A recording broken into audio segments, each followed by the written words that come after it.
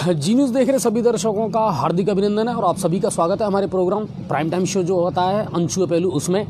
तो फटाफट जुड़ें भी और शेयर भी करें, क्योंकि अभी 2 मिनट पहले मैंने जब चलाया था तो कुछ दर्शकों ने मुझे बताया था कि सर ये पर्सनल आपके पेज पर आ रहा है, तो तुरंत मैंने उसको कन्वर्ट किया है और वापस अब जी न्यूज़ पर जो हमारा पेज है मेरे ख्याल से अब उसी पर चल रहा होगा। ठीक है, तो फटाफट जुड़ें और शेयर भी करें। दिन भर की तमाम खबरें, तमाम अपडेट अब मैं आपको देने वाला हूं। ठीक है, तो फटाफट जुड़ें, क्योंकि आप लोगों को भी बड़ा बेताबी से इंतज़ार रहता है और मुझे भी दिन भर की जो खबरें हैं वो बताने के लिए आपको मैं लालायित रहता हूं सर, उनका कलेक्शन करता हूं। तो फटाफट जुड़ें। त्रिलोक सैनी जी हैं, राजकुमार जी हैं और रवि कुमार जी हैं, अयूब शाह, बिल्कुल Zeeshan Khan, good evening sir. तबीयत बिल्कुल ठीक है सर। कल गाने ज़रूर मैंने थोड़े से ज़्यादा गा दिए थे, तो इसलिए थे थोड़ी आवाज़ में प्रॉब्लम ज़रूर है। काफ़ी लंबे टाइम बाद में एक प्रोग्राम मिला था मुझे और मैंने फेसबुक पे भी डाला था अपने पे, तो वो ज़रूर थोड़ी सी परेशानी है, बाकी और कोई दिक्कत नहीं है। तबीयत बिल्कुल ठीक है और आप लोग भी अपना ख्याल रखें सर, ठीक है ना, कोई लापरवाही ना करें, बस इतना ख्याल ज़रूर रखें आप। चेतन गौतम जी हैं, राधे कृष्णा जी और ऋषिकेश सैनी है, हाय। नरेश योगी, मनीष शर्मा, बिल्कुल बढ़िया हूँ, कोई दिक्कत नहीं है। बस कल गाने थोड़े ज़्यादा गा दिए थे क्योंकि लंबे टाइम बाद मुझे मौका मिला था सर महफ़िल में गाना गाने का, तो कल की महफ़िल बड़ी शानदार थी और इसीलिए मैं नहीं आ पाया।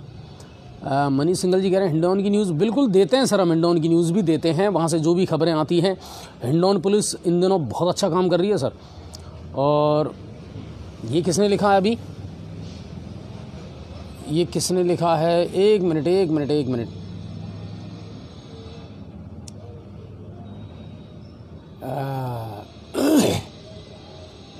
ये कौन है, रवि सैनी,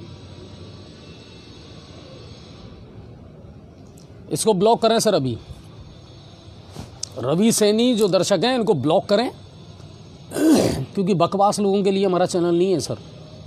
क्यों लिखा है, किसके लिए लिखा है और ये शब्द का इन्होंने इस्तेमाल किया है, ये तो सर काबिल माफ़ी है ही नहीं है। ठीक है ना, इनको ब्लॉक करें सर, मैंने अपनी टीम से कह दिया है हमेशा के लिए ब्लॉक करें इनको। ठीक है, बिल्कुल ठीक है सर, कहीं कोई परेशानी नहीं है। हाँ बिल्कुल संजय जी, बिल्कुल ठीक हूँ मैं, कहीं कोई परेशानी नहीं है। ठीक है, हाँ आर के भाई, कल मन की इच्छा पूरी हो गई। सिंगिंग मेरा पैशन है सर, एंकरिंग और सिंगिंग करना मेरा पैशन है, और जब मुझे संगीत की कोई महफिल मिल जाती है ना सर, तो मुझे अच्छा भी लगता है और दिल की भड़ास भी निकल जाती है। ठीक है ना, तो कल मुझे बहुत अच्छा लगा था सर, और अपनी जितने भी सॉन्ग थे कल अच्छा हो गया था वो प्रोग्राम।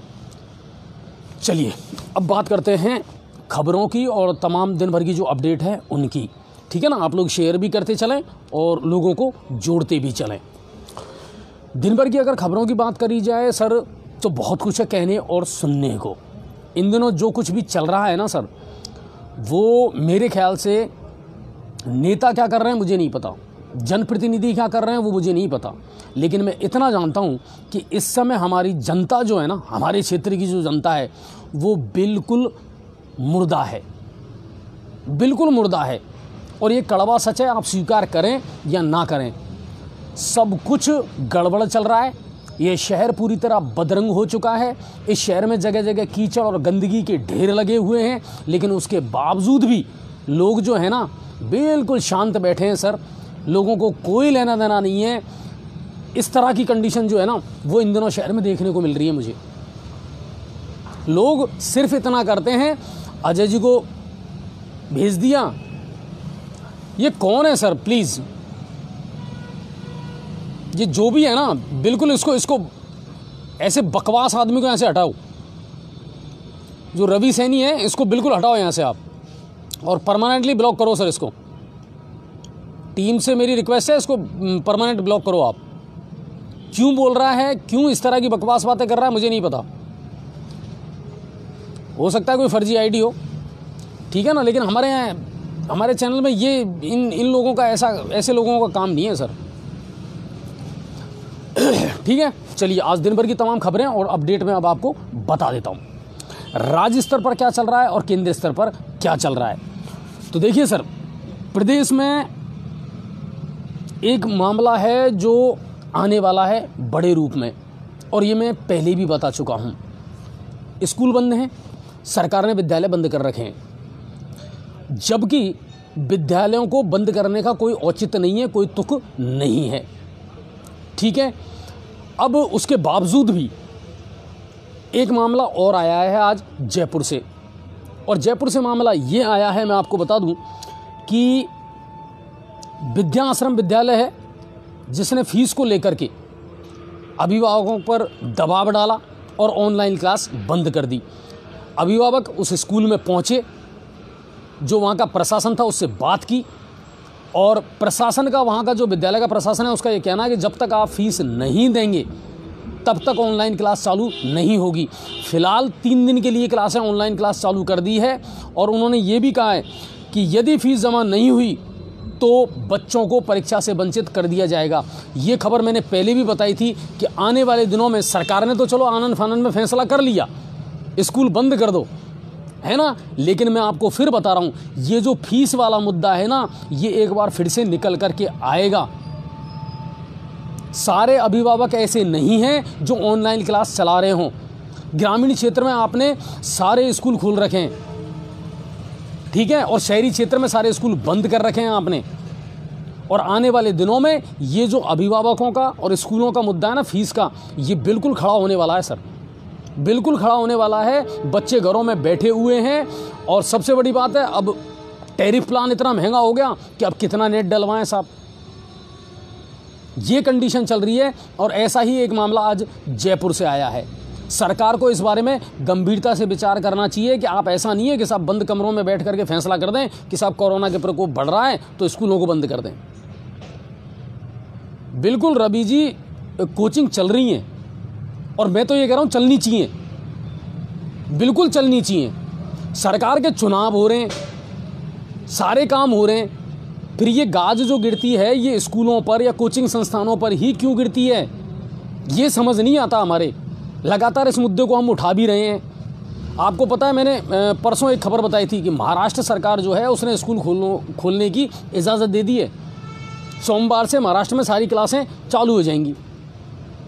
दिल्ली सरकार का आज एक फैसला आया है कि साहब ऐसा है, वीकेंड कर्फ्यू है वो वहाँ समाप्त कर दिया जाएगा। तो ये हमारा ही मामला क्यों उलझ रहा है, मेरे समझ नहीं आ रहा। राजस्थान सरकार ही किस आधार पर इन चीज़ों को लागू कर रही है, ये समझ नहीं आ रहा। एक बैठक का वो वीडियो है ना, वो भी वायरल हो रहा है, जो प्रताप सिंह खाचरियावास ने कहा था कि साहब अगर भय दिखाना है, भय बनाना है तो स्कूलों को बंद कर दो। मतलब भय बनाने के लिए आप सबसे पहले गाज गिराएंगे स्कूलों पर। ये बात थोड़ी सी समझ से परे है, लेकिन कुल मिलाकर के ये है, ये मुद्दा आने वाले दिनों में गरमाने वाला है। क्यों कि अभिभावकों की स्थिति उतनी अच्छी नहीं है सर, कि 2-2 साल से बच्चे घर पर बैठे हैं और उसके बावजूद भी वो फीस दे दें। ये कंडीशन चल रही है, ठीक है। अगली खबर मैं आपको बता देता हूं। अगली खबर ये है सर, कोविड को लेकर के क्या चल रहा है हमारे प्रदेश में। तो मैं आपको बता दूं, प्रदेश में कोरोना के चलते पिछले 7 दिन में 68 लोगों की मौत हुई है कोरोना के चलते। लेकिन एक्सपर्ट जो हैं सुधीर भंडारी, उन्होंने ये कहा है कि जिनके वैक्सीन नहीं लगी थी, जो मौतें हुई हैं उनमें वो लोग शामिल हैं, एक तो जिनके वैक्सीन नहीं लगी, दूसरी बात जो गंभीर बीमारी से ग्रसित थे, ऐसे ही लोग मौत की जद में आए हैं। बाकी कोरोना से डरने की या घबराने की आवश्यकता नहीं है, ठीक है। और अगर अब तक की मैं आपको रिपोर्ट बताऊं तो राज्य में इस समय आज की तारीख में पिछले 24 घंटे में 16,878 नए केस आए हैं। जयपुर में अकेले में 4,035 नए केस आए हैं। 10,175 लोग ठीक हुए हैं, और कुल अगर संख्या बात करूं तो 84,187 एक्टिव केस हैं इस समय राजस्थान प्रदेश में, ठीक है सर। ये अब तक की है, शेयर करते चलिए आप लोग। मौसम क्या कहना साहब, कल मैंने गाना भी गाया था, आज मौसम बड़ा बेईमान है, क्योंकि मौसम ने करवट ली है। और एक बात और बता दूं आपको, मौसम विभाग की चेतावनियां जितनी भी है ना राजस्थान में, वो सब अब सच साबित हुई हैं, और ये बहुत अच्छी बात है। पुरस्कृत भी किया गया है मौसम विभाग को, मौसम विभाग को पुरस्कृत भी किया गया है कि उसकी जितनी भी जानकारियां हैं वो सटीक बैठी हैं। 21 तारीख से लेकर के और 24 तारीख तक मौसम विभाग ने बताया था हल्के से मध्यम दर्जे की बारिश भी होगी, कई इलाके ऐसे हैं जहां ओलावृष्टि भी होगी। शाहिद भाई बहुत बहुत धन्यवाद आपको कि आप महाराष्ट्र से देख रहे हैं, और सबसे बड़ी बात यह है कि आपको महाराष्ट्र में रह करके भी हमारे यहाँ की सारी खबरें मिल रही हैं। ठीक है, तो पूर्वी राजस्थान में सबसे ज़्यादा बारिश कल देर रात 41 मिलीमीटर बारिश सीकर में रिकॉर्ड की गई है, और अभी भी मौसम विभाग ने अलर्ट जारी किया है। जयपुर और भरतपुर संभाग में आज भी अलर्ट है, रात को बारिश हो सकती है। हम भरतपुर संभाग में ही आते हैं। आगामी 23 और 24 जनवरी को तापमान में गिरावट ज़रूर होगी, लेकिन इतना ज़रूर मैं कह सकता हूँ ये आखिरी दौर है ना। इसके बाद धीरे धीरे जो है सर्दी का सितम कम होने लग जाएगा। अच्छा, फसलों की अगर बात करें तो मेरे ख्याल से अभी जो है फसलों को ज़्यादा नुकसान नहीं है, लेकिन एक समस्या ज़रूर है।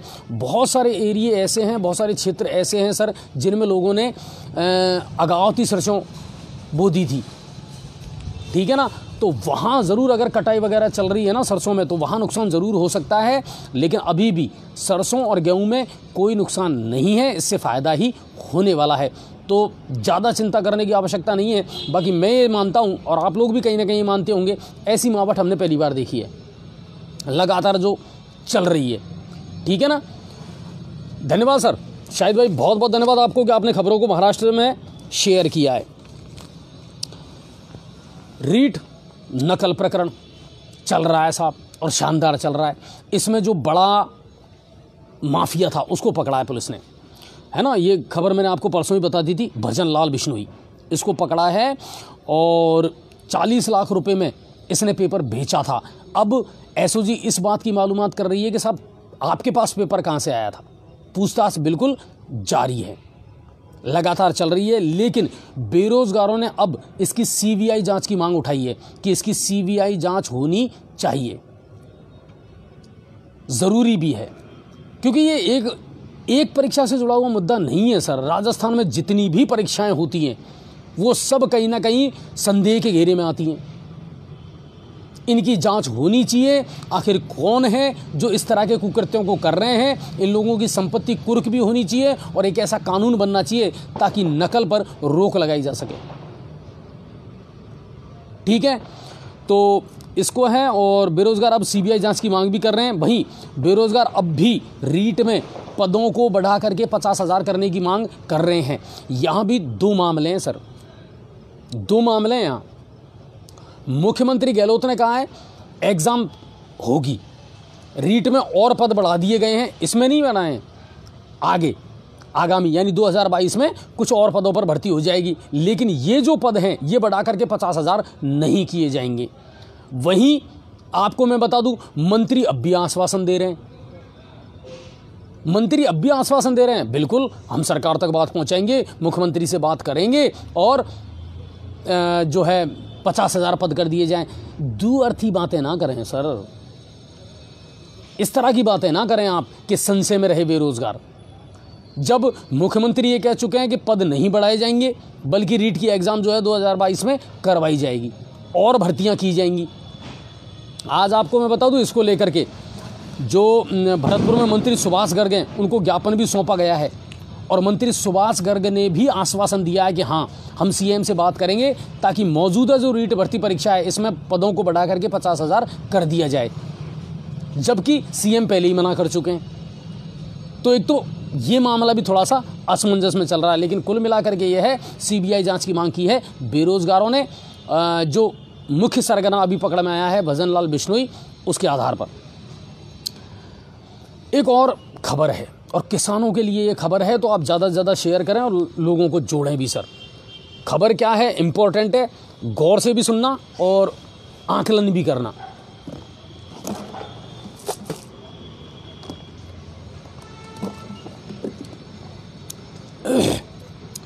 खबर यह है कि प्रदेश के किसानों को केंद्रीय सहकारी बैंक और भूमि विकास बैंक के कृषि और अकृषि ऋण जो हैं उनको चुकाने के लिए अब बहुत जल्दी एक मुश्त योजना लागू की जाएगी।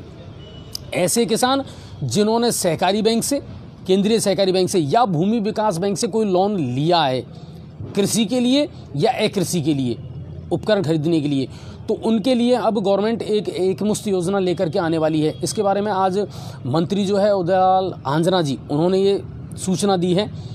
और इसमें फ़ायदा क्या होगा किसानों को, मैं बता देता हूँ आपको। एक तो ब्याज कम हो जाएगा, जितना भी ब्याज आपका लग रहा था उसकी रेट कम लगाई जाएगी। दूसरा, जिन किसानों की मौत हो चुकी है उनका बकाया ब्याज, वसूली खर्च, वो सब माफ़ किया जाएगा। सरकार का ये कहना है और सरकार ने इसको लेकर के एडवाइजरी जारी कर दी है कि हाँ, केंद्रीय सहकारी बैंक और भूमि विकास बैंकों में जिन किसानों का कर्जा बाकी है उनको राहत दी जाएगी और एक मुश्त योजना में उनका कर्जा माफ़ किया जाएगा। अब होता है या नहीं होता है वो देखना पड़ेगा, ठीक है ना, क्योंकि आश्वासन से तो 3 साल हो गए, आश्वासन ही तो चल रहे हैं और चल क्या रहा है। बहुत सारी बातें हैं सर, आज बहुत ऐसे मुद्दे हैं जिन पर मैं बात करूंगा और आप लोगों की राय भी ज़रूर जानूंगा। तो प्लीज़ आप जुड़ते रहें और लोगों को जोड़ते रहें। बिल्कुल जेपी गुजर जी, आप सही कह रहे हैं। केसीसी को लेकर के अभी भी असमंजस की स्थिति बनी हुई है, जैसा मैंने परसों खबरों में बताया था। अब राज्य सरकार क्या कर रही है, केंद्र सरकार के माथे फेंक रही है, बैंकों से कह रही है आप सेटलमेंट करो, 90% आप माफ़ कर दो, 10% हम माफ़ कर दें। मैंने परसों भी ये बताया था। बैंकों का ये कहना है भाई साहब, चुनाव आप लड़े थे, वादा आपने किया था, सत्ता में आपको आना था, तो 90% जो पैसा है वो बैंक क्यों देगी? बैंक क्यों देगी? सत्ता में आने के लिए लोगों से वादा आपने किया था, ना बैंकों ने किया था, ना केंद्र सरकार ने किया था। और यही सरकार है जो लगातार ये आंकड़े दे रही है राजस्व वसूली के मामले में। परिवहन विभाग में सबसे शानदार आंकड़े राजस्थान सरकार के, आबकारी विभाग में सबसे शानदार आंकड़े हैं राजस्थान सरकार के। जब आपके पास में पैसा आ रहा है, 27 लाख रुपए की एक गाड़ी आप विधायक मंत्रियों के लिए खरीद सकते हैं, तो और चीजें आपको नजर नहीं आती। एक तरफ तो आप बजट का रोज ना रोते हैं और दूसरी तरफ ये है कि आप इस तरह के जो प्रलोभन है वो सरकार को दे रहे हैं। बिल्कुल खालिद भाई सही कह रहे हैं आप। 3rd ग्रेड अध्यापक 85,000 से ज़्यादा आवेदन किए थे आप लोगों ने, मुझे अच्छे तरीके से मालूम है। सरकार ने कहा था हम बहुत पारदर्शी नीति बना रहे हैं साहब, ताकि शिक्षकों के तबादले हो सकें। कहाँ गए वो? कहाँ गए? तारीख पर तारीख आप बढ़ाते रहे, डेट आप बढ़ाते रहे, टीचर जो हैं 3rd ग्रेड के वो लगातार आवेदन करते रहे। अब क्या हुआ? कहाँ हुए हैं 3rd ग्रेड टीचर्स के तबादले? मुझे बता दीजिए आप। विधायकों को आपने बिल्कुल खुली छूट दी थी, करिए साहब, भेजिए डाटा हमारे पास में और उस हिसाब से हम इनके ट्रांसफ़र करेंगे। किसी सरकार के विरोध में या सत्ता के विरोध में बातें नहीं कर रहे हैं हम, लेकिन धरातल पर जो नज़र आ रहा है ना, वो आपको भी नज़र आ रहा है और मुझे भी नज़र आ रहा है। अगर मैं गलत कर रहा हूं तो बताइए आप मुझे। आप वो वादे करिए ना, वो काम करिए जो आप कर सकते हैं। जो आप नहीं कर सकते उसके लिए आप लोगों को बेवकूफ़ क्यों बना रहे हैं? 3rd ग्रेड टीचरों के आपने तबादले नहीं किए। अच्छा एक बात मुझे बताइए, बेरोज़गारी भत्ता आपने बढ़ा चढ़ा करके और कह दिया कि साहब मैं 4500 रुपये दूंगा। अच्छी बात है, खुशी हुई साहब बेरोज़गारों को। आज आपने एक नई कंडीशन उसमें लगा दी कि साहब 4 महीने की आपको इंटर्नशिप करनी पड़ेगी। पहले क्यों नहीं लगाई आपने ये? पहले क्यों नहीं लगाई आपने ये इंटर्नशिप वाली जो शर्त है वो? इसका मतलब आप बचना चाह रहे हैं। बिल्कुल आप बचना चाह रहे हैं सर। ये सरकार 3 साल से सिर्फ बचने का ही तो काम कर रही है। और कर क्या रही है? काम कुछ हो नहीं रहा, वादे और दावे आप बड़े बड़े कर रहे हैं। जनता को नजर नहीं आता क्या साहब? सब कुछ नजर आता है। सोशल मीडिया का जमाना है, कोई चीज छुपी नहीं है।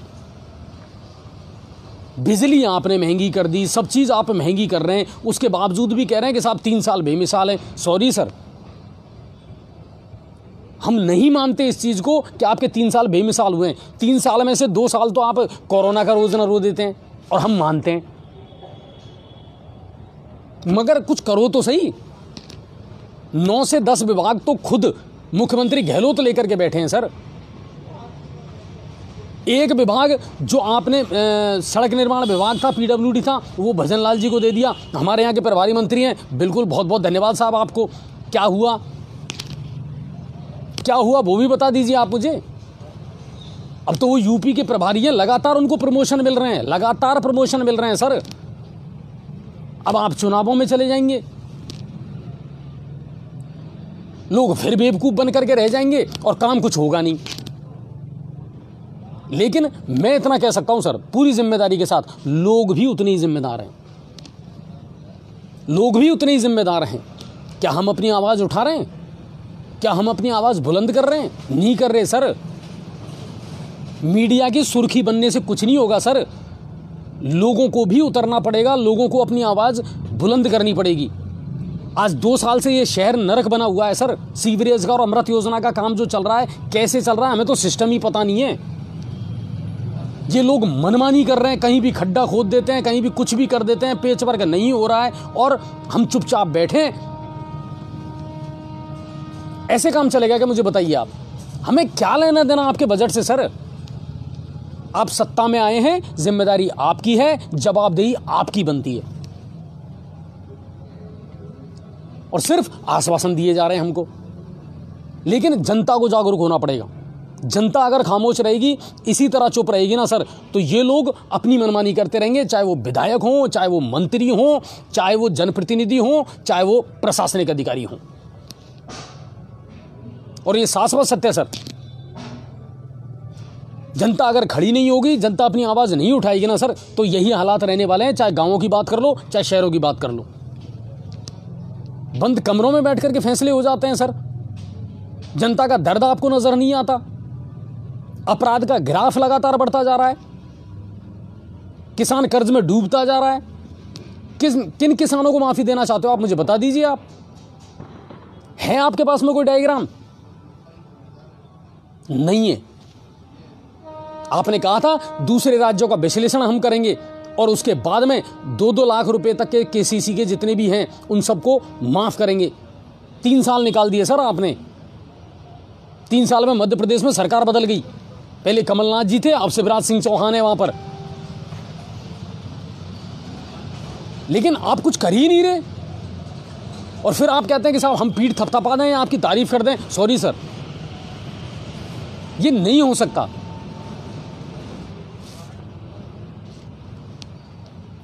आप ही के उस समय अध्यक्ष थे राहुल गांधी जी, यहां आए थे वो, उन्होंने कहा था 10 तक गिनती गिनिए आप, किसानों का कर्जा हम माफ कर देंगे।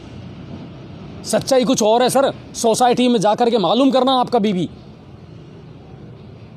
आपको वहां के जो एलआई हैं, वहां के जो ब्रांच मैनेजर है, वो ये कह देंगे सर आधे से ज्यादा कर्जा तो पूर्ववर्ती जो वसुंधरा सरकार थी वही माफ करके चली गई थी। आपने क्या दिया, कितना दिया? झूठ क्यों बोल रहे हैं आप लोग? जो सच्चाई है वो जनता को बताइए ना आप। अगर हम गलत बोल रहे हैं तो बिल्कुल हम माफी मांगेंगे सर आपसे। क्या आपने ये काम करके बताया है? आज पूरे प्रदेश भर में आप सड़कों की स्थिति देख लीजिए, क्या हालात है सड़कों के। पूर्ववर्ती वसुंधरा सरकार में जो सड़कें बनी थी, उसके अलावा आपने किसी भी नई सड़क का निर्माण नहीं करवाया, क्योंकि सारे विभागों को तो आप लेकर के बैठे थे। कोरोना का काल चला गया, आपके पास सीधा सा एक एक्सक्यूज मिल गया, एक बहाना मिल गया कि साहब कोरोना चल रहा है, क्या करें हम। बहुत सारी योजनाओं को आपने पोस्टपोन कर दिया इस कोरोना के चलते हुए। जनता कब तक बर्दाश्त करेगी सर? आपके पास कोई प्लानिंग ही नहीं है। बीमे के नाम पर किसानों से पैसे वसूली करती हैं सर बैंकें। आप मुझे बता दीजिए कितने किसान ऐसे हैं जिनको बीमा मिलता है? नुकसान होने पर किसान को कितना फायदा मिलता है, कितना मुआवजा मिलता है, मुझे बता दीजिए आप। कोई किसान अगर इस बात को कह दे कि हाँ सर मुझे मिला है। ग्राम पंचायतों की स्थिति आप देख लीजिए, सरपंच बार बार खड़े हो रहे हैं, बार बार आंदोलन करना चाहते हैं, बार बार, और फिर उनको आश्वासन दे दिया जाता है आज मैं 3000 करोड़ रुपए आपके खाते में डाल रहा हूं। ग्राम पंचायतों में विकास के काम बिल्कुल ठप हैं सर, बिल्कुल ठप हैं। कोई माने या ना माने, बिल्कुल ठप हैं। आज सरपंचों के पास कहने को कुछ है ही नहीं है। सरपंच अपने आप को ठगासा महसूस कर रहे हैं, बोले साहब किससे करवाएं, पैसा ही नहीं आ रहा हमारे पास। तो योजना ही नहीं बन रही, प्लानिंग ही नहीं बन रहा। तो आप बताइए फिर क्या क्या कहें हम, किस आधार पर तारीफ करें, बताइए आप। अगर कुछ है तो आप हमें बताइए, हम उसकी तारीफ भी करेंगे, उसके बारे में बताएंगे भी आपको कि हाँ साहब ये बहुत बढ़िया किया है। जन कल्याणकारी योजनाएं गहलोत साहब हमेशा लेकर के आते हैं, इसमें कोई शक नहीं है, इसमें कोई शक नहीं है। आम आदमी से जुड़ी हुई योजनाएं वो लेकर के आते हैं, मगर गहलोत सर आपकी टीम जो है ना वो बिल्कुल काम नहीं कर रही है, आपकी टीम बिल्कुल काम नहीं कर रही है। आपके चाहे वो मंत्री हों, चाहे आपके वो विधायक हों, ये कंडीशन है। चलिए आगे बढ़ते हैं, फिर मैं ज़्यादा बोलूँगा तो आप लोग कहोगे अरे अजय जी आप कांग्रेस की बुराई कर रहे हो या उसकी कर रहे हो। सर अगर यहाँ बीजेपी होती ना या और कोई दल होता और अगर वो भी ये करता तो मैं अब फिर भी वही कहता जो आज मैं कह रहा हूँ, मैं फिर भी वही कहता, क्योंकि छुपता कुछ नहीं है ना सर। आप मुझे बता दीजिए। आगे बात करते हैं। और अभी फिलहाल उन्होंने कहा है कि साहब एक मुश्त योजना लाई जाएगी और किसानों के कर्जे जो हैं वो माफ़ किए जाएंगे। ठीक है, अब देखते हैं क्या होता है क्या नहीं होता है। आगे की बात करते हैं। अगर प्रदेश में कोरोना की बात करी जाए, अभी वैक्सीनेशन की क्या स्थिति है, तो चलिए मैं बता देता हूं आपको। अब तक 8,99,42,441 लोगों को डोज लग चुकी हैं। ये बहुत अच्छी बात है, बिल्कुल अच्छी बात है। फिर वही बात आई, विनोद मीना भाई मैं कांग्रेस की बुराई नहीं कर रहा हूं, मैं फिर कह रहा हूं कांग्रेस या बीजेपी से मतलब नहीं है। बात यह है कि योजनाएं जब बनती हैं तो आम आदमी तक पहुंचनी चाहिए या नहीं पहुंचनी चाहिए, आप मुझे बता दीजिए। बीजेपी हो या कांग्रेस हो उससे मतलब नहीं है सर। बीजेपी ने नहीं किया तभी तो लोगों ने कांग्रेस को चुनाना, तभी तो लोगों ने कांग्रेस को चुनाना। फिर अब अगर कांग्रेस भी काम नहीं करेगी तो फिर आम आदमी अपने आप को ठगा महसूस करेगा या नहीं करेगा, आप मुझे इसका जवाब दे दीजिए। आप कह रहे हैं कि सर आप कांग्रेस, मैं कांग्रेस की या बीजेपी की बुराई नहीं कर रहा हूं सर, मैं मौजूदा सरकार की बुराई कर रहा हूं। वो किसकी है इससे कोई मतलब नहीं है। आप समझिए उन चीजों को। अगर हम इन्हीं फेरों में पड़े रहे ना, बीजेपी कांग्रेस कट्टरता, तो मैं ये कह रहा हूं आम आदमी को 70 साल से ये पार्टियां इसी तरह तो चूना लगाती आई हैं और करा क्या है इन्होंने, हमको समझना पड़ेगा। आप उस चीज को समझिए, उस भावना को समझिए आप कि ये लोग वादे बड़े बड़े कर देते हैं और फिर वो वादे अगर अप्लाई नहीं होते तो फिर क्या आम आदमी क्या करेगा बताइए आप। बात बीजेपी और कांग्रेस की नहीं है सर। चलिए, लेकिन सबकी अपनी अपनी सोच है सर। और आपको मैं बता दूं कि 18 वर्ष से अधिक के लोग हैं जिनको ये डोज लग चुकी हैं। 15 से 18 वर्ष के जो युवा हैं है ना, इनको अब तक 27,30,346 डोज लग चुकी हैं। तो ये आंकड़ा बहुत शानदार है। बच्चों ने बहुत जागरूकता दिखाई है और वो बढ़ चढ़ करके वैक्सीनेशन करवा रहे हैं। प्रिकॉशन डोज जो 60 वर्ष से ऊपर के थे है ना, उनको बूस्टर डोज जो लगना था उसमें भी 5,87,016 लोग ऐसे हैं जिन्होंने अपने आप को प्रिकॉशन डोज लगवा ली है। यही एक बचने का उपाय है और इसके अलावा कोई उपाय है भी नहीं। और रही बात कोरोना की, लोग अक्सर मुझसे पूछते हैं सर, अक्सर मुझसे पूछते हैं अजय जी कोरोना कोरोना। आपको मैं बता रहा हूं सर, सर्दी जुकाम खांसी है, आप जाके जांच करवा लो, आप पॉजिटिव आओगे, बिल्कुल आप पॉजिटिव आओगे। डर ऐसा बना दिया, माहौल ऐसा बना दिया, ठीक है सेफ्टी करनी है, बिल्कुल हम मानते हैं इस चीज़ को कि हमें रूल फॉलो करने। बट सर एक तरफ तो आप ये कह रहे हैं कोई मौत नहीं हो रही, एक तरफ आप ये कह रहे हैं हॉस्पिटलाइज होने की आवश्यकता नहीं है, आईसीयू की आवश्यकता नहीं है, तो फिर डर बैठा कौन रहा है? डर भी आप ही बैठा रहे हैं, आंकड़े भी आप ही बता रहे हैं, दवाई है क्या वो बता दीजिए हमको। तो वो कंडीशन है कि धरातल पर आकर के कोई कुछ नहीं सोच रहा और सोच रहे हैं कि ये जो जितने हिंदुस्तानी है ना, ये जितने राजस्थान के लोग हैं, ये सब बेवकूफ़ हैं, जो चंद लोग हैं वो शासन कर रहे हैं, बस ये कंडीशन चल रही है। चलिए, कुल मिलाकर के ये प्रदेश स्तर की बड़ी खबरें थी। अब मैं आपको जिले वाइज जो खबरें हैं वो बता देता हूं। शेयर आप लोग कम कर रहे हैं, बिल्कुल कमलेश भाई सही कह रहे हैं आप, जैतपुर की ढाणी जो है तालवृक्ष, उसमें शमशान घाट मौजूद नहीं है। आप बताइए। आप अभियान चलाया था ना इसी सरकार ने, प्रशासन गांव के संग। सही कहना, गलत मत कहना।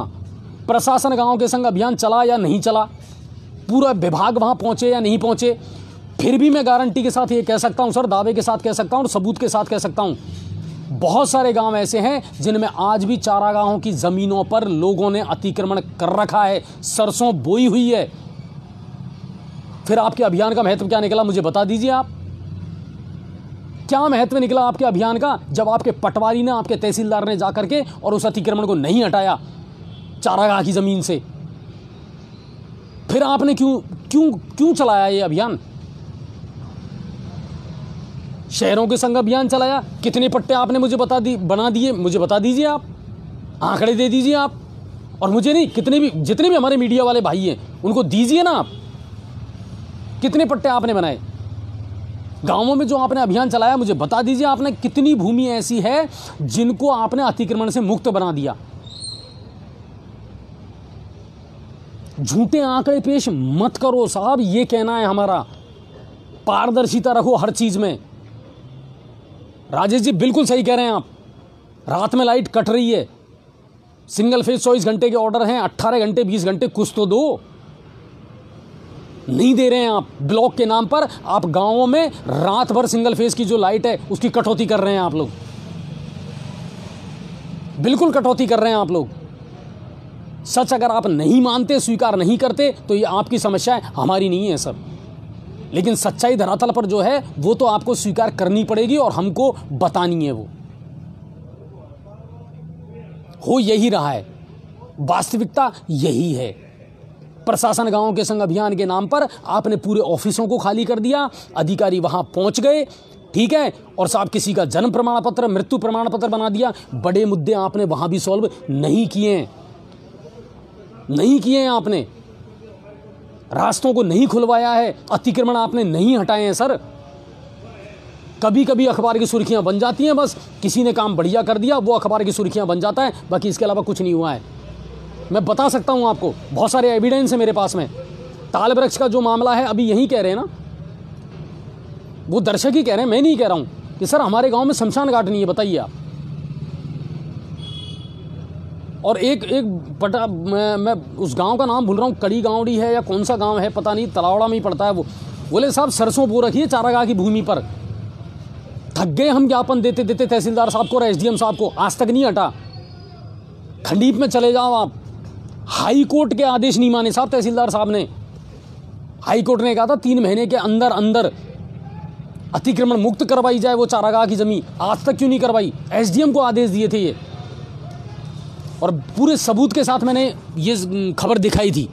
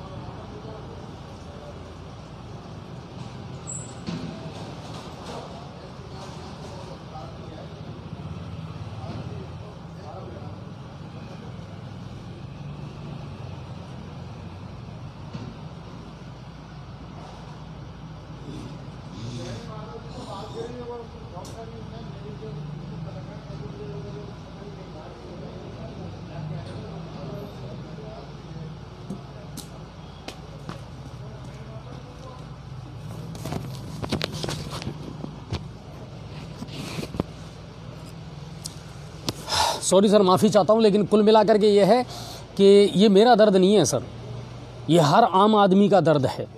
आम आदमी से आप पूछ करके देखोगे ना सर, उसके पास में कितनी समस्याएं हैं, वो कितनी समस्याओं का सामना कर रहा है। सरकारें हैं सर, 70-75 साल हो गए, लेकिन कोई सुधार, कोई संशोधन इनमें हो ही नहीं रहा है सर। इनके लिए, मंत्रियों के लिए आप 27 लाख की गाड़ियाँ खरीद सकते हैं, लेकिन आम आदमी के लिए आपके पास में कुछ भी नहीं है देने के लिए। ये बड़ी शर्मिंदगी की बात है। जिन CHA की आपने भर्ती करी थी सर, 4-4 महीने हो गए, वो लोग जान जोखिम में डाल करके अपनी नौकरी कर रहे हैं, उनको आपने तनख्वाह नहीं दी 4 महीने से।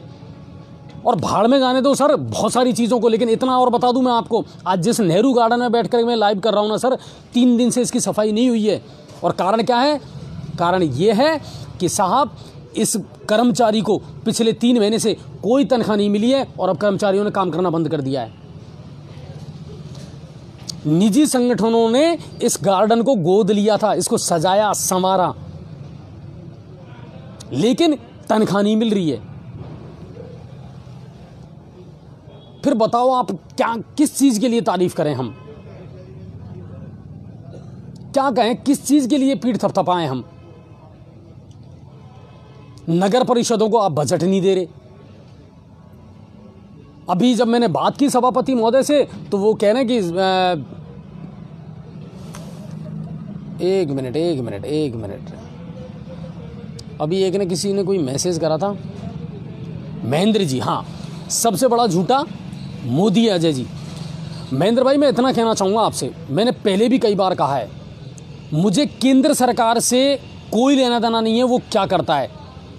इम्पॉर्टेंट मेरे लिए मेरे क्षेत्र की समस्याएं हैं, मेरे क्षेत्र की समस्याएं हैं। केंद्र की बातें बताने के लिए, केंद्र की खबरें बताने के लिए 700 चैनल। मेरा विधानसभा क्षेत्र नहीं सुधर रहा। हमारे सांसद महोदय हैं जिनका अता पता नहीं है, वो कहाँ रहते हैं, किस दुनिया में रहते हैं साहब। और आजकल एक नया ट्रेंड और चल गया, आजकल तो, पहले तो फिर भी दुबे छुपे ये बातें हुआ करती थी। आजकल तो विधायक हो या सांसद हो, सारी लिस्ट है ना साथ में रखते हैं, कहाँ से मुझे कितने वोट मिले। अगर यहाँ से वोट नहीं मिला, भाड़ में जाने दो यहाँ की जनता को। बिल्कुल सच कह रहा हूँ मैं आपको, ये बात स्वीकार करो या ना करो। वो कहते ना मुंह देख करके तिलक करना, आजकल वो कर रहे हैं ये नेता लोग, वही तो कर रहे हैं। और क्या है, चाहे विधायक हो चाहे सांसद हो, यहाँ से मुझे वोट मिले नहीं मिले साहब, छोड़ो, यहाँ कोई विकास की योजना नहीं आएगी, यहाँ कोई पैसा मैं नहीं दूंगा। क्यों साहब, जीतने के बाद तो राजा सबका होता है, जीतने के बाद तो आप सांसद सबके हैं। टोंक हो या सवाई माधोपुर हो, विकास के काम तो आपको सब जगह करवाने हैं। खुशकिस्मत हो सर, पैरासूट कैंडिडेट थे, उसके बावजूद भी दूसरी बार मौका दिया यहाँ के लोगों ने आपको। शायद कड़वा लगेगा बहुत सारे लोगों को, मगर ये सच है साहब। आजकल विधायक, आजकल सांसद ये देख करके विकास का पैसा दे रहे हैं, कहां से मुझे वोट आया है, कहां से मैं जीता हूं। अगर मैं यहां से जीता हूं तो मैं यहां विकास के काम करवाऊंगा, अगर नहीं जीता हूं तो उस जनता को जाने दो भाड़ में। ये हो रहा है सर। चलिए कोई बात नहीं है। फिर कहोगे कि मैं बोलूंगा तो बोलोगे कि बोलता है ना।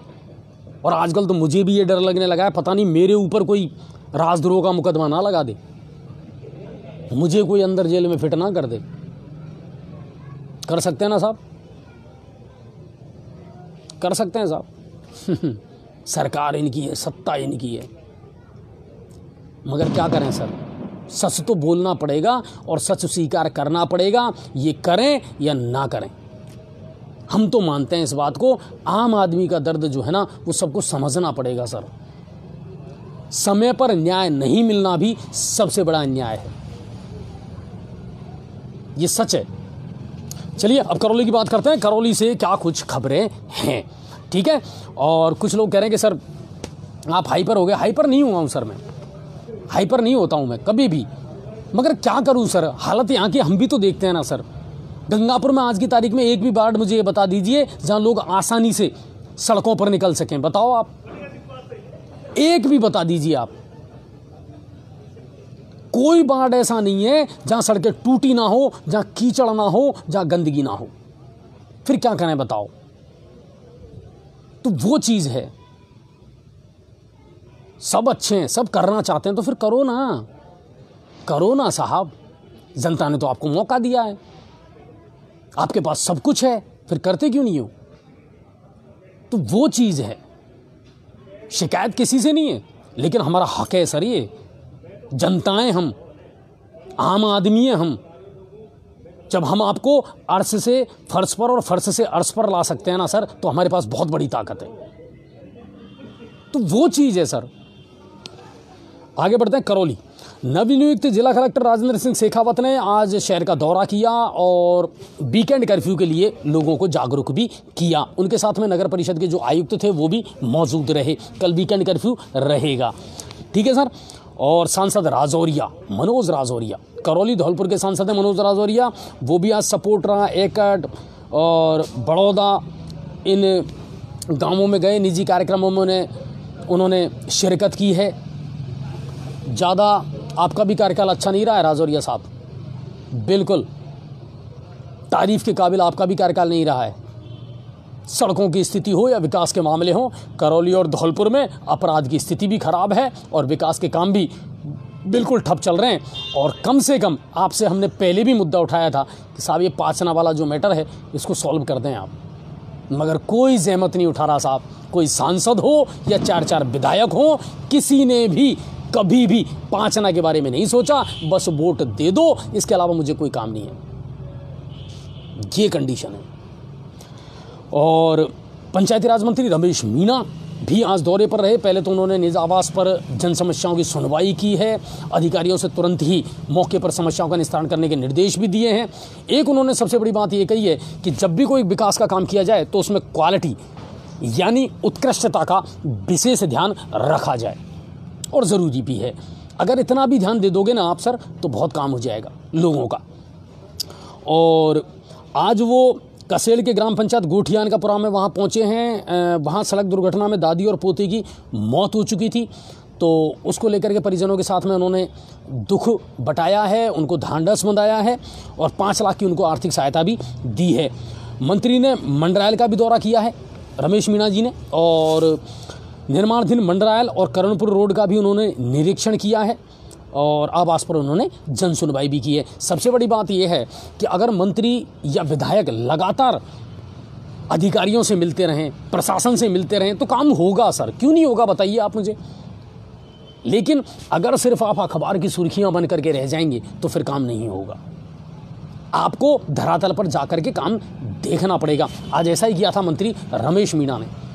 जब उनको रिपोर्ट दी गई साहब ये नगर परिषद है या ये क्षेत्र हैं जो ODF घोषित हो गए, तुरंत रमेश मीणा जी उन गांवों में पहुंचे और वहां गंदगी कचरे को देख करके उन्होंने फटकार लगाई, अभी तो आप कह रहे थे ODF हो गए, यहां क्या कंडीशन है।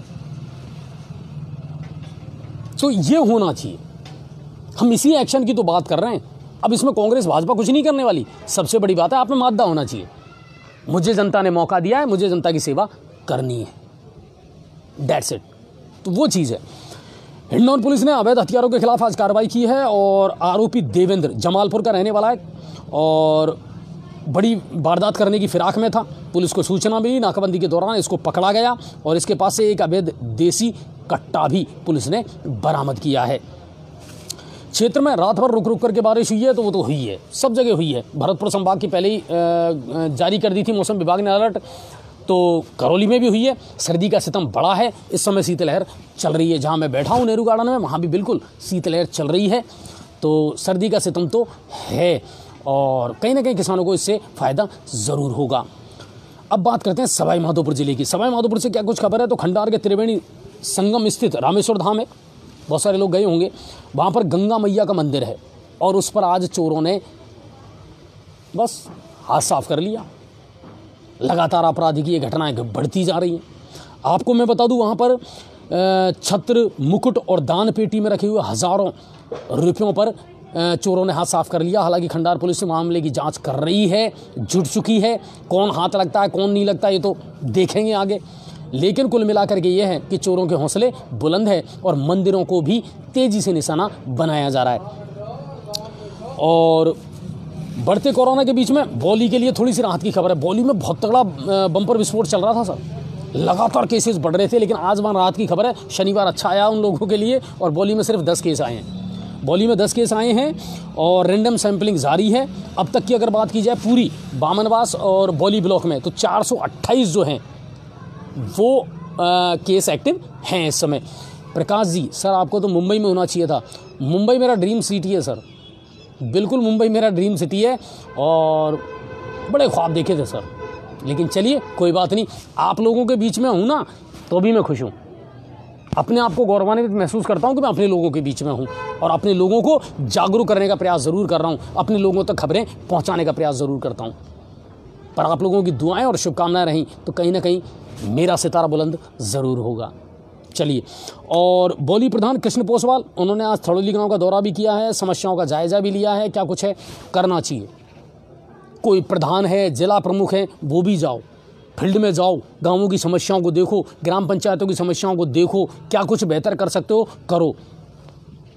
लड़ाई लड़नी पड़ेगी सरकार से, पूछना पड़ेगा, सवाल करना पड़ेगा सरकार से, क्यों नहीं दे रहे आप पैसे, क्यों नहीं है आपके पास में बजट, क्यों नहीं विकास रुका हुआ है, करना पड़ेगा सर। चाहे प्रधान हो चाहे प्रमुख हो, कोई फर्क नहीं पड़ता, ठीक है। और यही कंडीशन सरपंचों की है, लेकिन सरपंच करें क्या साहब। और खंडार में भी आज 20 केस मिले हैं, जिनमें एक 5 माह का बच्चा भी मिला है। अब मुझे ये बताइए, जब 5 माह का बच्चा पॉजिटिव मिला है तो वो तो सोशल डिस्टेंसिंग भी कर रहा होगा, उसको तो बेचारे को मास्क की भी नॉलेज नहीं होगी, फिर भी वो पॉजिटिव हो गया ना। कुल मिला कर के है, आंकड़े भी आप ही के हैं सर, और ये कोरोना भी आप ही का है। हमें समझ नहीं आता कि ये कोरोना का केमिकल लोचा है क्या, ठीक है। बाकी ठीक है, जनता फॉलो कर रही है साहब आपके रूल, कहीं भी आप चालान काट दो, कटवा लेंगे साहब, क्या करें, ठीक है। आगे बात करते हैं। डॉक्टर किरोड़ी लाल मीणा छाए हुए हैं साहब आजकल, और सर्दी में भी पसीना ला रखा है राजस्थान सरकार के। कहीं भी आंदोलन करके बैठ जाते हैं, चाहे वो छात्रों का मामला हो, चाहे किसी अन्याय का मामला हो, चाहे किसानों का मामला हो, तुरंत आंदोलन करते हैं, बैठ जाते हैं और सरकार को इनके सामने झुकना पड़ता है। वनमैन आर्मी लीडर कहता हूं मैं किरोड़ी लाल जी को। वो कहते हैं ना, जहाँ हम खड़े होते हैं लाइन वहीं से शुरू होती है। किरोड़ी लाल जी के साथ कुछ ऐसा ही है। कल ही मैंने आपको बता दिया था, माधोपुर पहुँच गए वो, और आज सुबह का एक वीडियो उनका वायरल हो रहा है, जब उन्होंने 70 साल की उम्र में भी फिटनेस को लेकर के लोगों में जो जागरूकता फैलाई है, लोग उनके दीवाने हो गए, उनके कायल हो गए। 2 किलोमीटर पैदल रनिंग करी सर्किट हाउस से लेकर के बजरिया तक, और 5 किलोमीटर पैदल भी चले। 2 किलोमीटर दौड़ लगाई और 5 किलोमीटर पैदल भी चले। बजरिया पहुंचे, लोगों से मिले, राम राम श्याम श्याम की, लोगों की समस्याओं को सुना। तो ये एक जमीन से जुड़े हुए, धरातल से जुड़े हुए नेता की एक खासियत होती है सर। वो लोगों से मिलें, लोगों से बात करें। अशोक गहलोत साहब का भी एक वीडियो बड़ा वायरल हुआ था, आपको ध्यान हो तो, है ना, जब उन्होंने गाड़ी रोका करके लोगों से मिले, बातचीत की। ये अच्छा लगता है सर, लोग जुड़ाव महसूस करते हैं, ठीक है ना। उन्हें ये नहीं लगता कि ये बंदा मुख्यमंत्री है, या ये कोई सांसद है, या ये कोई विधायक है, बल्कि अच्छा लगता है कि हाँ, आज हमारा व्यक्ति हमारे बीच में है, हमारी सुनवाई कर रहा है। तो वो चीज़ है। और सुबह सुबह का ये वीडियो था। जिले भर में देर रात झमाझम बारिश, माधोपुर जिले में भी सब जगह हुई है, गंगापुर सिटी में भी पड़ उड़े पड़े हैं साहब। 12:30-1 बजे जो पहली बरसात हुई थी ना शुरू में, उसमें तो ओले आए थे साहब, हल्के थे लेकिन ओले वृष्टि हुई ज़रूर थी, ठीक है ना। और बौली में भी 5 मिलीमीटर बारिश दर्ज की गई है, ठीक है। ये समय माधोपुर से खबरें थी। अब बात करते हैं गंगापुर सिटी की, और गंगापुर सिटी से एक बड़ी खबर जो मैंने परसों आपको भी दिखाई थी। कोडिया गैंग, महावीर जी पुलिस ने शानदार कार्रवाई करी है। पीएल भड़क्या हो, है ना, लेडी डॉन के नाम से मशहूर हो रेखा मीणा, इन सब को पुलिस ने दबोचा है और इनको अब अंदर कर दिया है। इनके जितने काले कारनामे हैं उनको खंगाला जा रहा है, और इसी हिसाब से इनकी केस हिस्ट्री बनाई जा रही है। शानदार काम है। मगर इसके पीछे का इतिहास क्या है, कहानी शुरू कहाँ से होती है। रेखा डॉन जो टिकटॉक गर्ल के नाम से जान जाती है, सोशल मीडिया सेंसेशनल वो बन चुकी थी, लगातार उनके वीडियो आप और हम सब बहुत लोग देखते थे सर। 19 वर्ष की नांगल लाट की रहने वाली रेखा आखिर कैसे डॉन बनी, और अपराध की दुनिया में उसने कैसे कदम रखा। अगर इतिहास के पन्नों को खंगाला जाए तो सब कहानी शुरू होती है बहुत टाइम पहले, जब इनकी मुलाकात हुई थी किससे, अनुराज मीणा से। जयपुर में रहते हुए अनुराज मीणा से संपर्क हुआ, दोनों के बीच में करीबियां बनी, और अनुराज के द्वारा ही पीएल भड़क्या से इसकी मुलाकात करवाई गई थी। रेखा मीणा जिसको लग्जरी गाड़ियों का शौक था, ऐशो आराम का शौक था, स्पोर्ट्स बाइक का शौक था, और अपनी ज़िंदगी बहुत लग्जरी स्टाइल में जीना चाहती थी, और इसीलिए अपराध की दुनिया में इसने कदम रखा। हुआ ये कि कहानी में आया ट्विस्ट, और कहानी में ट्विस्ट ये आया कि जिस अनुराज के साथ में इसका संपर्क था, बाद में जब इसकी मुलाकात हुई पीएल भड़क्या से, तो दोनों के बीच में वहाँ भी नज़दीकियाँ शुरू हुई।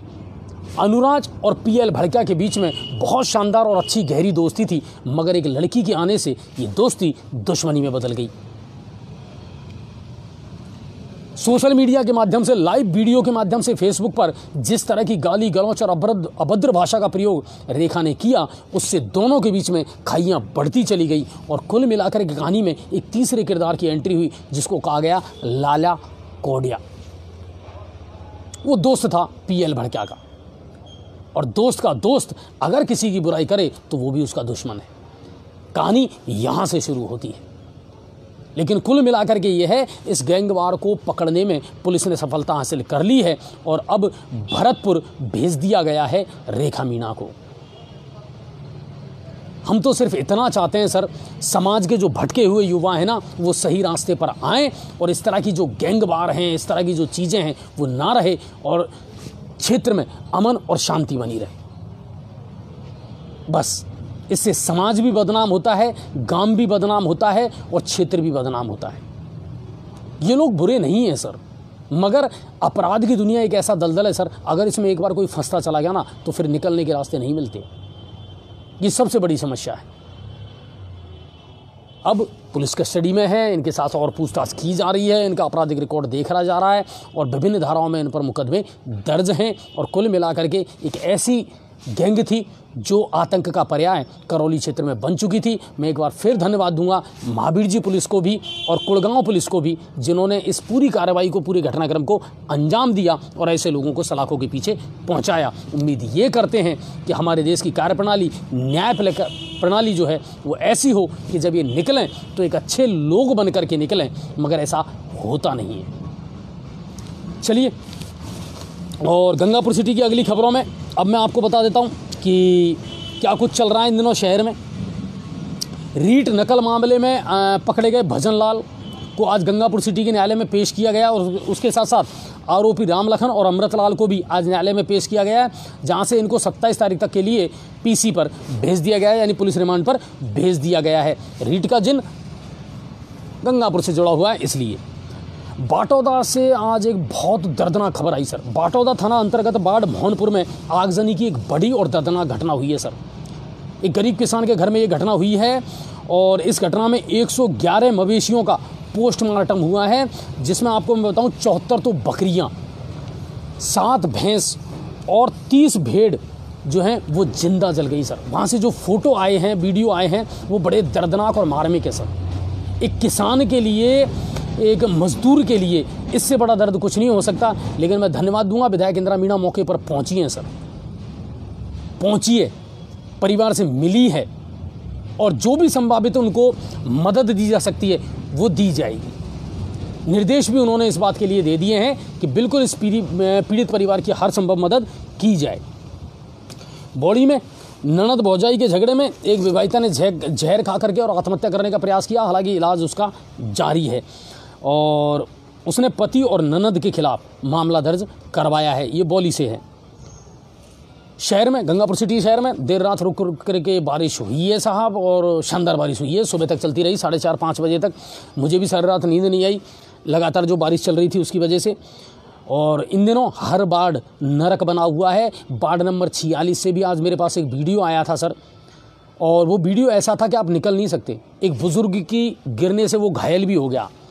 मैंने वहाँ के जो पार्षद हैं शिवरी, उनको फ़ोन भी किया कि सर कब से मैं आपसे कह रहा हूँ, कम से कम इन रास्तों की दशा जो है उसको तो सुधार दीजिए। वो कह रहे हैं सर मेरे पास कुछ है ही नहीं, मेरे पास कुछ है ही नहीं, किस चीज़ से सुधारूँ मैं।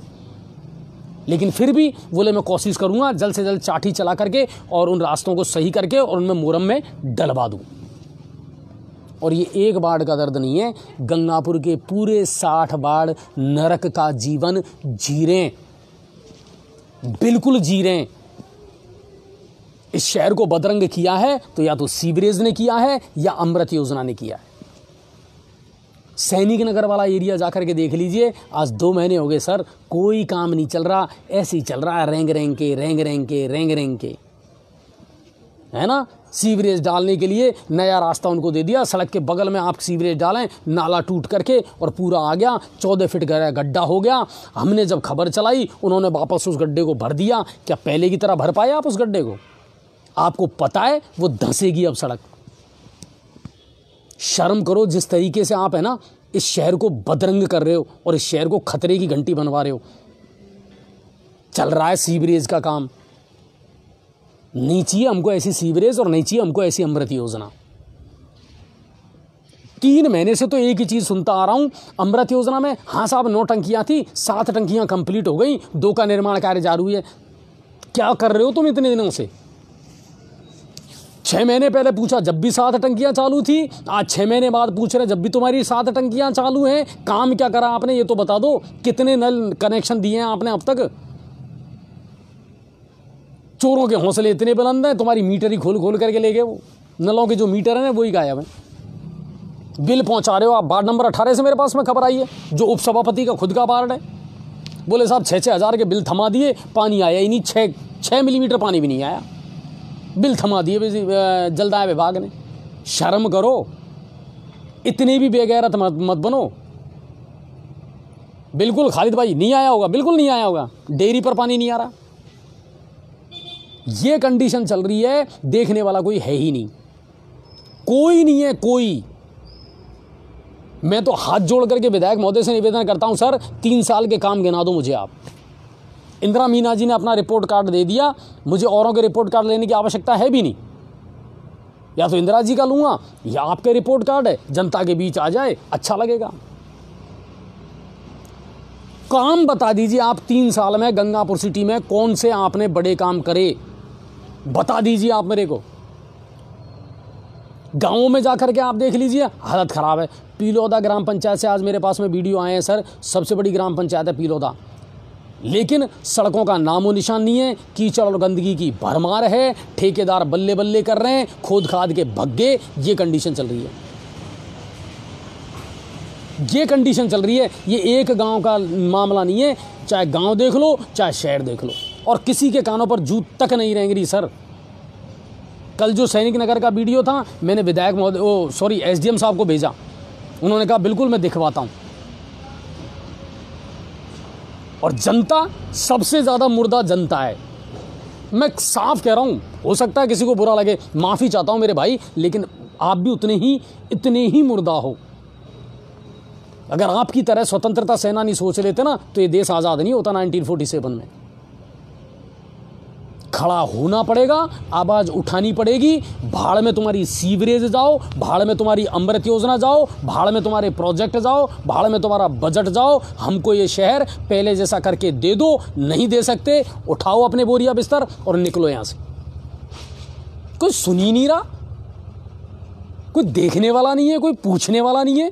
कहीं भी खड्डा खोद दो, कहीं भी रपेट दो, 6-6 महीने तक काम चलते रहते हैं। चाहे अतिक्रमण की बात कर लो, सफाई की बात कर लो। सभापति महोदय कह रहे हैं बिल्कुल सड़कों को और इनको सुधारने के लिए प्रत्येक वार्ड में अब मैं 5-5 लाख रुपए का काम करवाऊंगा। 5 लाख रुपए में आप नालियां तो बनवा दो, सड़कें तो कहां से बनवाओगे? 5 लाख रुपए एक वार्ड के लिए, हद कर रहे हो साहब। 5 लाख रुपए एक वार्ड के लिए, मगर क्या करें, जो उनको मिल रहा है वही वो बता रहे हैं। मुझे तो साहब यही मिला है, मैं तो प्रत्येक वार्ड को 5-5 लाख रुपए दे दूंगा, इसमें नालियों का निर्माण हो जाएगा, सड़कों का निर्माण हो जाएगा। हद कर रहे हो साहब।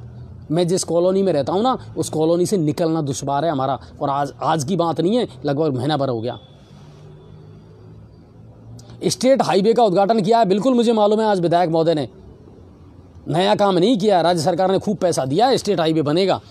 गंगापुर सड़कों के लिए तरस रहा है, स्टेट हाईवे का निर्माण चल रहा है। ये आज की घटना है, ये तो मैंने 3 महीने पहले ही आपको बता दिया था कौन कौन सी सड़कें हैं जो विधायक की अनुशंसा पर हुई हैं। अच्छी बात है, बनना है, बननी चाहिए, वो तो बनेंगी, वो तो बनेंगी। लेकिन मतलब क्षेत्रीय स्तर पर क्या काम हो रहा है वो बता दीजिए ना मुझे, कि गंगापुर में सड़कों के लिए कितना पैसा आया है, कुशालगढ़ लेक के लिए कितना पैसा आया है, रोड लाइटों के लिए कितना पैसा आया है, नगर परिषद को कितना बजट दिया है, ग्राम पंचायतों को कितना पैसा राज्य सरकार ने दिया है, सरपंचों को कितने अधिकार सरकार ने दिए हैं। इनका जवाब दे दो मुझे। है क्या किसी के पास इनका जवाब? जनता को समझना पड़ेगा, ठीक है? अगर चिल्लाओगे नहीं ना साहब तो काम नहीं होगा। बिल्कुल नहीं होगा। बैठे रहो ऐसे ही, फोटो खींच खींच करके सोशल मीडिया पर डाले जाओ, यही होगा और यही है, यही किस्मत है हमारी, भोग रहे हैं हम ये चीज़।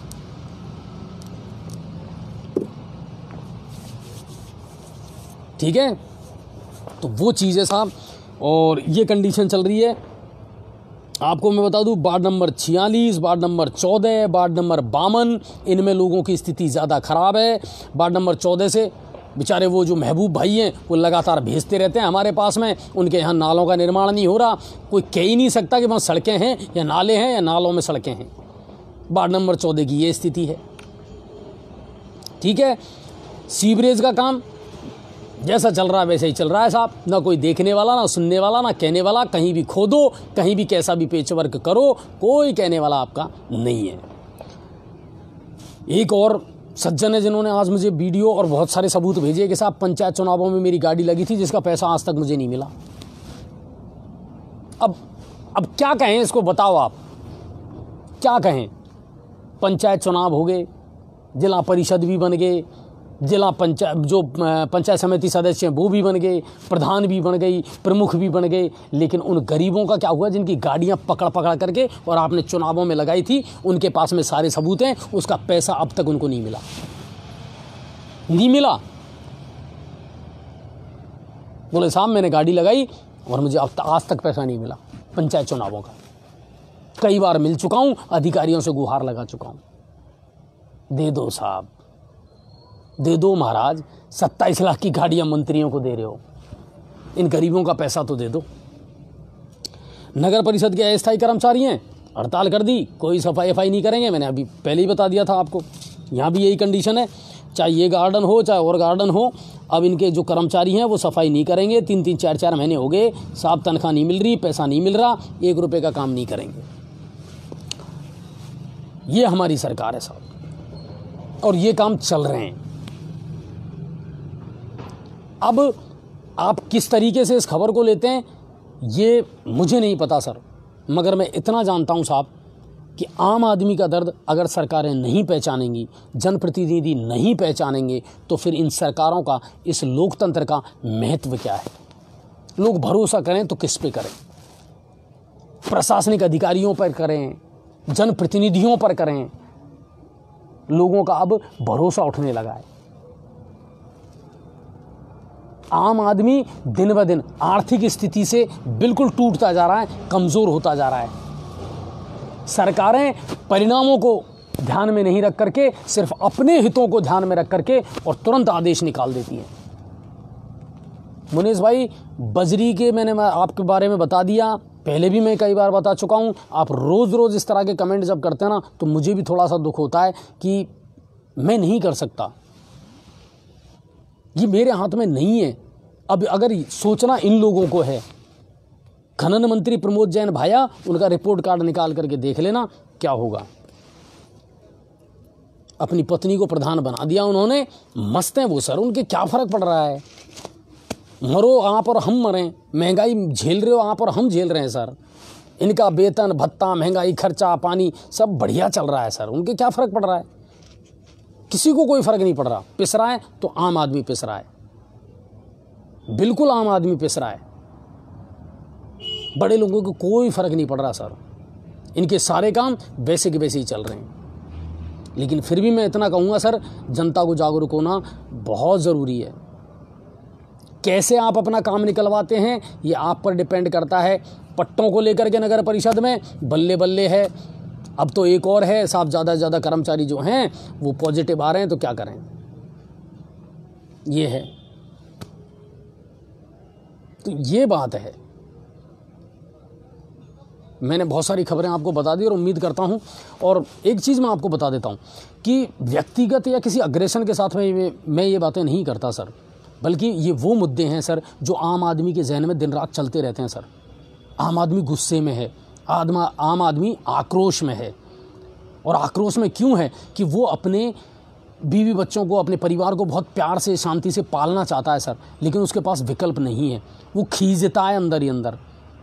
वो इसलिए गुस्से में है कि वो करना बहुत कुछ चाहता है, लेकिन सरकारों ने उसके हाथ बांध रखे।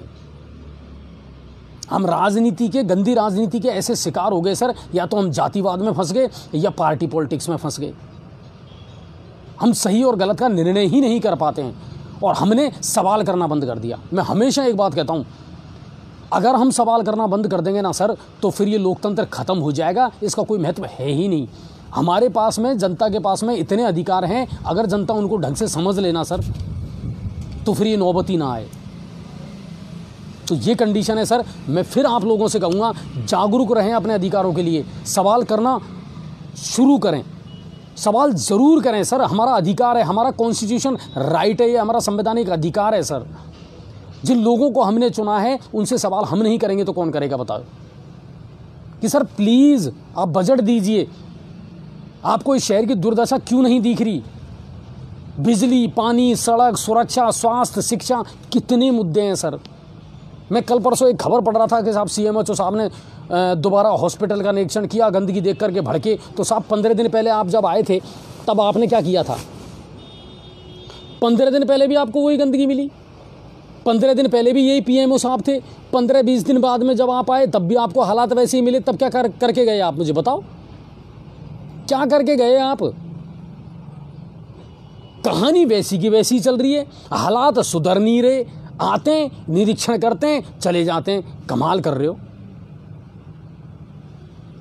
20 दिन पहले, महीने भर पहले जब आप आए तब भी जाले लगे हुए थे, तब भी गंदगी मिली, तब भी आप PMO साहब को फटकार करके चले गए। महीने भर बाद में जब आप आए तब भी आपको वही गंदगी मिली, वही जाले मिले, वही सब कुछ मिला, वही PMO साहब मिले और फिर फटकार करके चले गए। हद कर रहे हो साहब। सुधार कुछ नहीं हुआ और फटकार चल रही है, अखबार की सुर्खी आप बन जाते हो। धन्य हो साहब। यही तो चल रहा है। और चल क्या रहा है बताओ आप? यही चल रहा है। खुद को हिट करे जाओ, खुद को हाईलाइट करे जाओ, इसके अलावा और जनता के किसी मुद्दे से कोई काम नहीं है। धरातल पर कोई एक्शन हो रहा है या नहीं हो रहा है, कोई इंपैक्ट हो रहा है या नहीं हो रहा है, ये कंडीशन।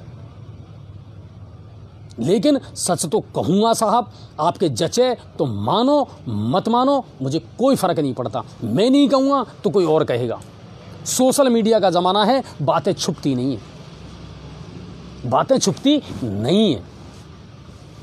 ठीक है, अगर आज का ये प्रोग्राम आपको अच्छा लगा हो तो प्लीज़ इसको ज़्यादा से ज़्यादा शेयर करना, ज़्यादा से ज़्यादा लोगों को जोड़ना भी। और लोगों से मेरी वही निवेदन है सर, प्लीज़ आप लोग भी जागरूक रहें, अपने अधिकारों को समझें, अपने हक की जो बातें हैं वो ज़रूर उठाएं कि सर ये हमारा हक है, ये आप कब हमें देंगे, ये मुझे बता दीजिए। ये शहर बदरंग है, इस शहर में रोड लाइट की ज़रूरत है, इस शहर में रोड की ज़रूरत है, सड़कों की ज़रूरत है, सफाई की ज़रूरत है। अगर आप नहीं दे सकते तो क्यों नहीं दे सकते, ये बताइए हमें। कोई हो, कोई फ़र्क नहीं पड़ता, पूछना हमारा अधिकार है। धन्यवाद आप सभी का और बहुत बहुत शुक्रिया। और उम्मीद करता हूँ आपको अच्छा लगा होगा अनछुए पहलू। अगर किसी को मेरी बातों से कोई हर्ट हुआ हो तो I am so really sorry sir. मेरा उद्देश्य किसी को भी ठेस पहुंचाना नहीं था। बस इतना ज़रूर जानता हूं, मेरे क्षेत्र की खबरें हर आदमी तक पहुंचनी चाहिए, हर व्यक्ति अपडेट रहना चाहिए, चाहे वो दुनिया के किसी भी कोने में मौजूद रहे, लेकिन उसे पता लगना चाहिए मेरे क्षेत्र में हो क्या रहा है, लोग क्या कर रहे हैं, नेता क्या कर रहे हैं, अधिकारी क्या कर रहे हैं। ये हमारे लिए बहुत इम्पॉर्टेंट है सर।